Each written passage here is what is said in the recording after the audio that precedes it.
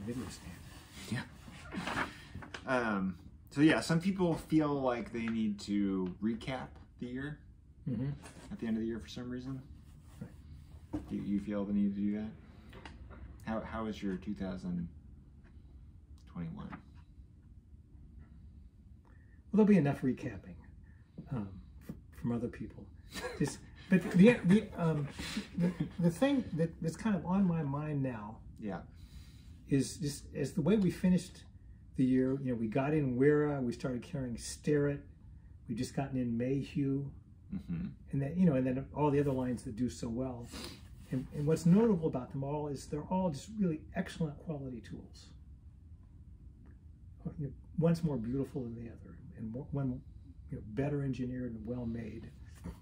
And it just kind of got me thinking that inferior quality tools really limited, really are limiting to the craftsman or to the artist or the workman, because it impedes your ability to do your work. And so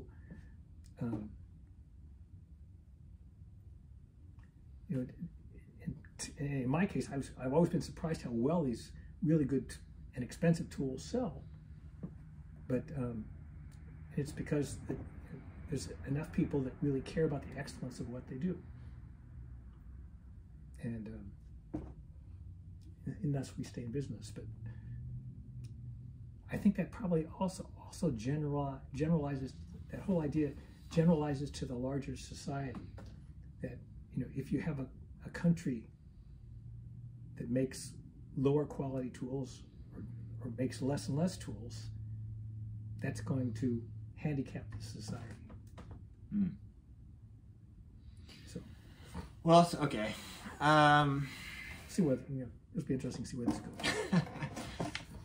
I mean, I have two thoughts about that. My first thought is I was in Guatemala once, and you go around in certain cities, and there are guys that have blankets spread out on the street in different markets, and then they'll have these pretty used, rusty tools that they've sharpened or kept up, and that's the tool market, right?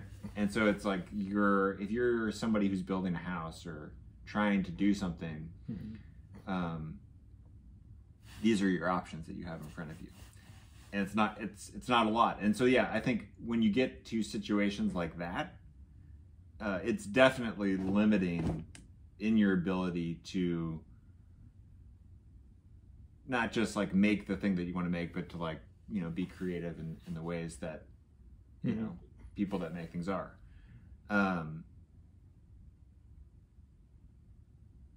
Not that there isn't some human ingenuity involved when you don't have the right tool to figure out another way to solve the problem. Right, but and I think that's the kind of the classic, like I sell tools. I use tools somewhat in my everyday life. But I've owned now 2 old houses, and you find yourself having to fix things, and maybe you try to do it yourself. Well, it's the first time you're ever engaging with these kind of problems. You don't have the knowledge really, and so you like struggle in this way that after maybe you finish this project or in the middle of it, you then suddenly realize, oh, people have been struggling with this problem now for many, many years, and someone actually invented a tool that made this thing so much easier, and I didn't even know this tool existed. And once I know this tool exists, suddenly this very daunting job becomes very much easier. And I feel like that's a phenomena of not just knowing the tool that you need, but if you've been in a situation where you're using crappy tools all the time, and you've never used a good tool before, and then you get to, it is like this, it's like I remember when I was, when I first learned how to drink, right? And interesting analogy. Yeah, well, and you would drink terrible alcohol. Oh, right. Right, and you didn't understand how to drink, and so you would take like a straight shot of the cheapest vodka and it would taste terrible. Mm-hmm. And then someone finds like, hey kid, like, you know, you should, like, there are various qualities of alcohol, and you know, and you learn over time. And I feel like well, we see that same thing happen with tools, which is we see the older professionals mm-hmm. bringing in the young new guy off the street, mm-hmm. right? And they take him in here and they show him around and they say, like, look, this is the place, and this is the quality of tools, you know. Particularly it's when Father brings sons in. That always gets me every time they do that. Right. It's been going on a long time. Yeah. But I don't think that, like, we're not going to be in the Guatemala situation anytime soon. You know what I mean? Yeah. Like, even if American manufacturing, we've had some setbacks in the last year. Mm-hmm. Having setbacks now. Sure. Yeah. Like, I mean, I know you're, last time we talked, you were kind of a little bit doom and gloom about the I'm just worried stage of the economy. Yeah. I'm very uncertain. I mean, next year, like, everything was, even with the supply chain problem, we had a great year. Yeah. A lot of people you talk to in constructions had the best year ever that they've ever had. Mm-hmm. And so it is this strange phenomena of business being really good, but people also feeling as if it's not going to be able to last, you know, or like that something is about to happen or change. I feel like next year we're going to get to see, like, is it going to continue to keep going and doing well? Mm-hmm. Or is it going to hit a wall? I don't have much of a sense of it. Yeah. This is just a vignette with all the supply chain problems where companies are taking 3 months, 6 months, a year to ship things. The other day I ordered Sterrett late in the afternoon. And when I got to work the next morning, first thing I called them up because I wanted to change my order. And in that short period of time, they'd already shipped the order.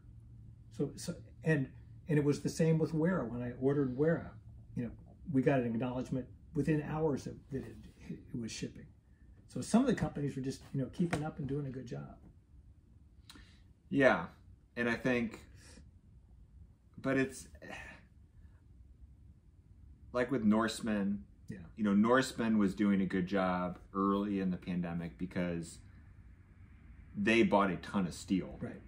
And so they were just sitting on a bunch of steel when this whole thing happened. Right. And so there are companies, their relationship with raw materials and steel has really been, there's your wife, has really been central to this whole problem.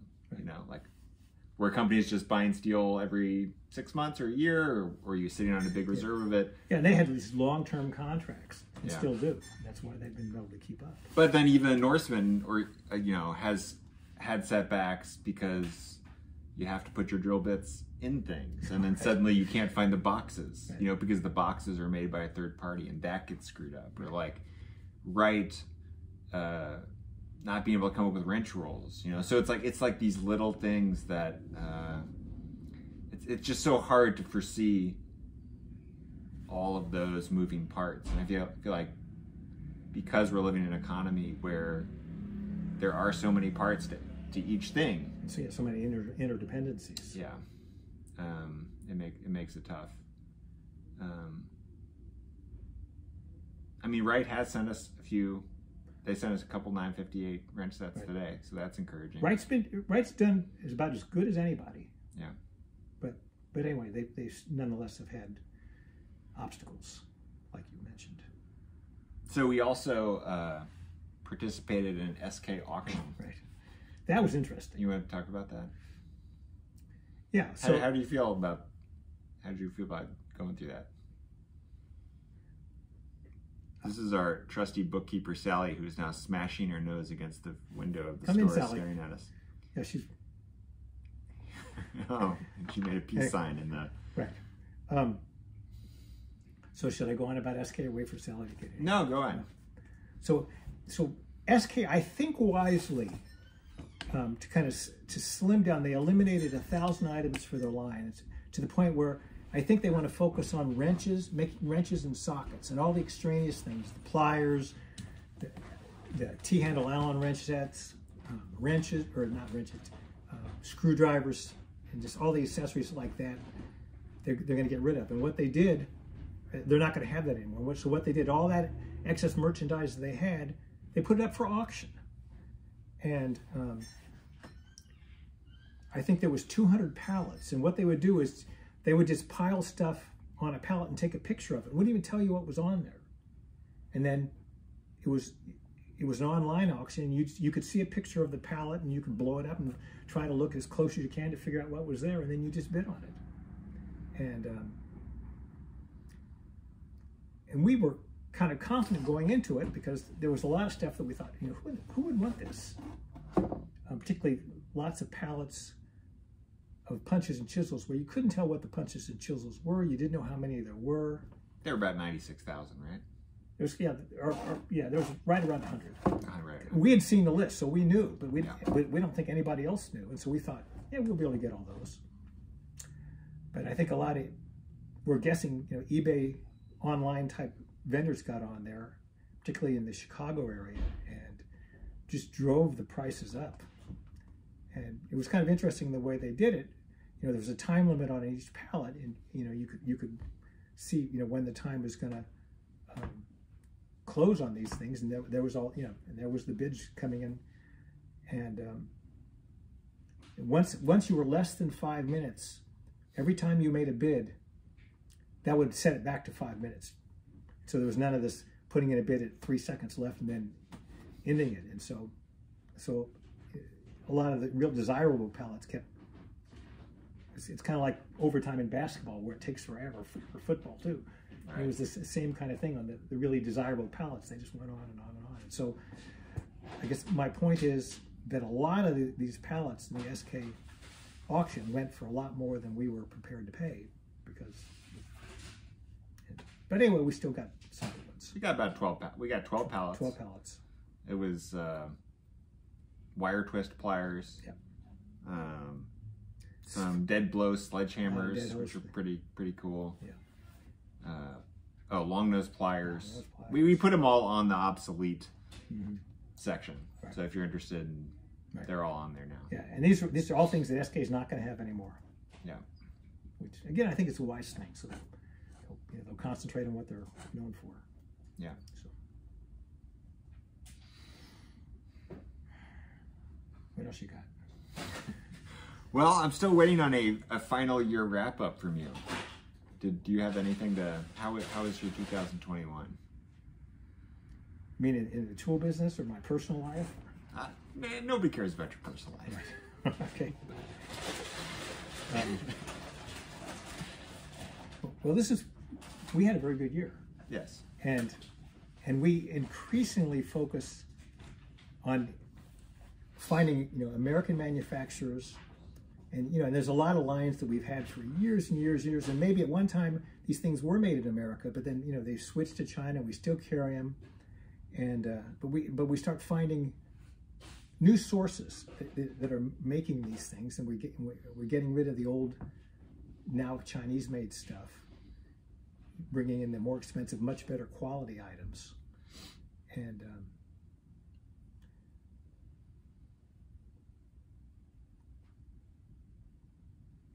I guess I've really been struck by how well these things sell, and what that means is that there's a demand, you know, for this quality of a tool. Yeah, I mean, there's such a demand. Yeah. That is causing all these supply chain problems. Yeah. Well, I don't know that it's the demand. Well, it is. I mean, I think we talked about this a little bit last time, but like part of the problem is all these U.S. manufacturers cannot keep up with how much people want to buy from them. Yeah. And it's like an unprecedented amount of demand, and they're struggling with being able to fulfill it. Mm-hmm. It's a good problem to have, but yeah, Council Tool is a good example. They're, you know, maybe the best axe manufacturer in this country, and they're like 4 months behind, and always have been. Right. And on and on and on.